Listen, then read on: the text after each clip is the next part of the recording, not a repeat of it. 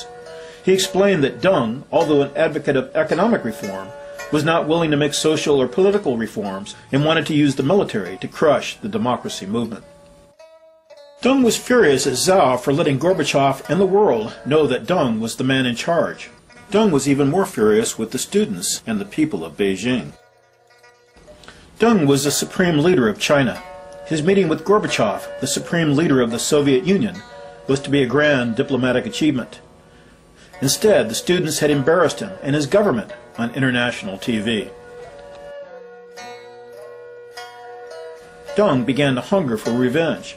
The students had made him look foolish, and Zhao made him look inept. Indeed, Deng could not control the people of China, and he could not even control the food in his own mouth. Across Beijing, over 1 million people from every imaginable occupation and age group were now cheering on the students and joining in the democracy movement. Workers, doctors, lawyers, and reporters from every newspaper, all demanding democracy, freedom of speech, and the end to corruption.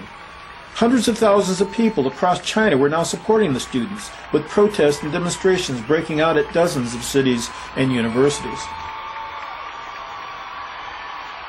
Everyone wanted to join in. They wanted to be part of history, and people brought their husbands, wives, children, and their parents, all chanting and singing and shouting slogans demanding freedom and democracy. Although the students were not calling for a revolution, revolution was taking place. Suddenly newspapers were reporting the truth, and the people were giving voice to long simmering complaints. Suddenly it seemed safe to voice opinions, to disagree with the dictators, to call for change and the end of oppression, and everybody wanted to join in.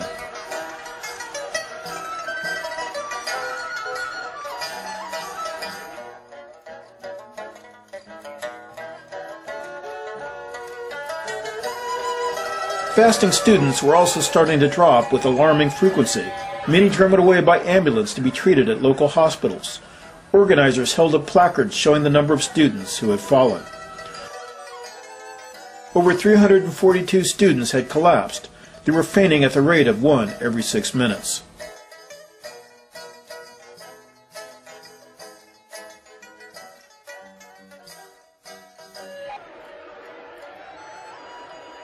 After meeting with Gorbachev, Zhao Ziyang stood on the roof of the Great Hall of the People and stared with amazement at the hundreds of thousands of people massed below. What he also saw were banners demanding democracy, freedom of speech, the end of corruption, and asking, "Where is China's Gorbachev?" Knowing they had the support of millions of Chinese, the leaders of the democracy movement were now demanding meetings with Li Peng on live TV. There was a growing rift within the Communist Party, and a growing power struggle between the reformers led by Zhao Ziyang and the right-wing reactionaries led by Deng and Li Peng.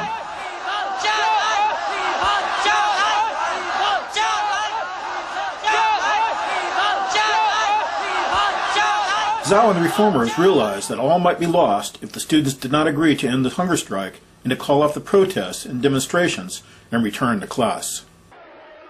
Reformers were facing an impossible situation. If they couldn't get the students to leave Tiananmen Square and to end the demonstrations, the right-wingers would win.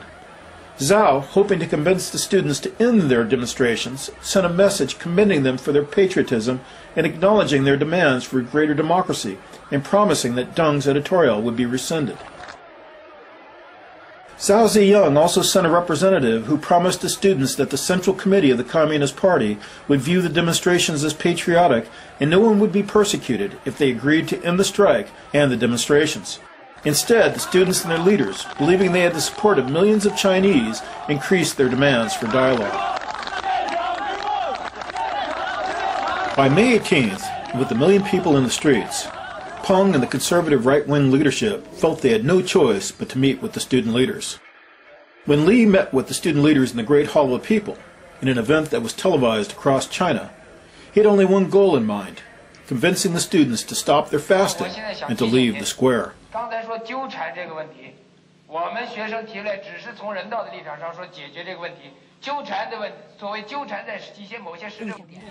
In response, the student leaders, feeling perhaps overconfident, informed Li that it was up to the student leaders to decide what questions should be discussed. Li and the other right-wing leaders were angered and felt insulted by the student leaders, who Li called rude and impolite. The student leaders responded with arrogant contempt, reminding Li that the students had the backing of 1 million people.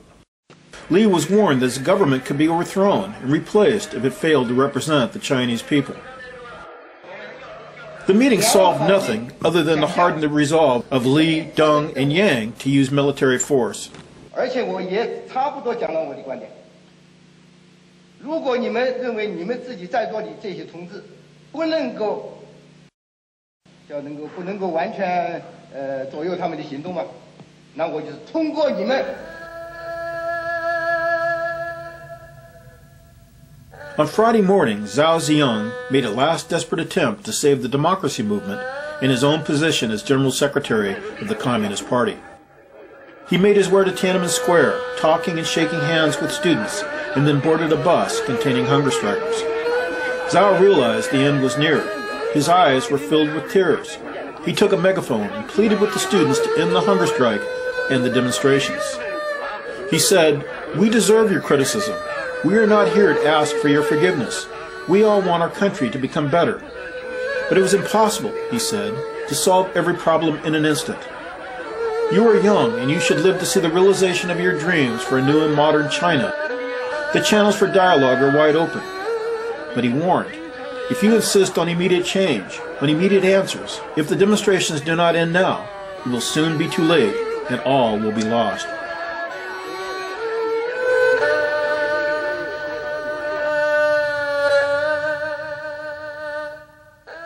According to transcripts, Yang, Peng, and other top leaders met with Deng that evening, where they discussed the threats to their power posed by the democracy movement and the specter of another cultural revolution which had removed many of them from power in the 1960s and 70s. According to transcripts, and I quote, "We have 1 million people in the streets.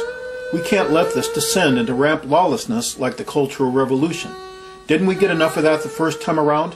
Do we really want it to happen again? The 1 million-person demonstrations are even bigger than the Red Guard rallies during the Cultural Revolution. Without martial law, we are saying we accept indefinite anarchy.